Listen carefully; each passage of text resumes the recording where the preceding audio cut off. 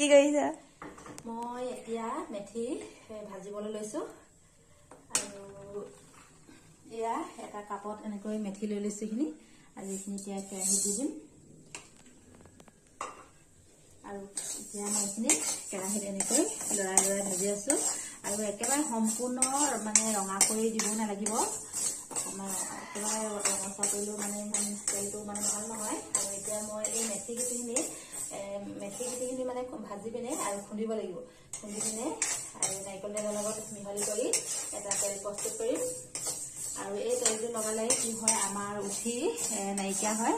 আৰু উঠিৰ সমস্যাবিলাক দূৰ হয় আৰু এয়া মই ভাজি আছো এতিয়া আৰু ভাজি পিনে খুন্দিব লাগিব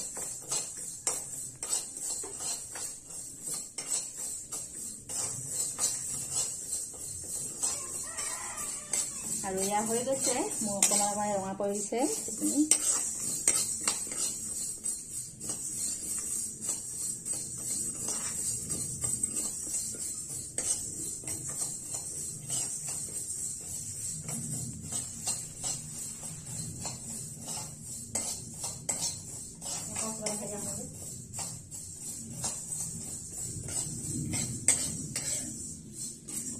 আৰু কি হয়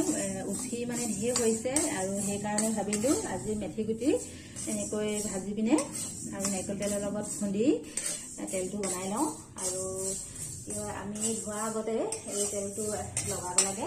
আৰু ধোৱা 1 ঘণ্টা বা আধা ঘণ্টা তেনেকৈ ধোৱাৰ আগত লগাই ল'ব লাগে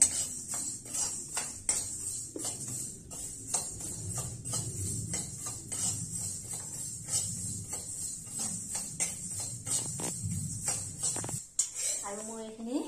ভজা হৈ গ'ল আৰু এয়া চব ৰঙচুৱা হৈ গ'ল আৰু এতিয়া মই এইখিনি কাঢ়ি ল'ম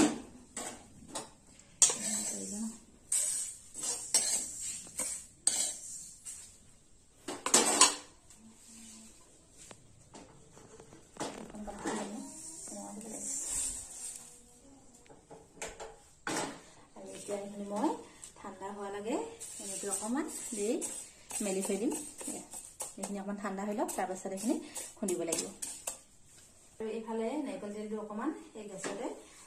গৰম কৰি লৈছো কাৰণ বতৰটো ডাৱৰীয়া হয় আৰু আজি এমাহ মানে কি হ'ল বৰষুণ দিয়ে আছে আৰু ৰ'দত মানে গলা ৰ'দ নাই আৰু সেয়ে মই এতিয়া গেছতে গলাই লৈছো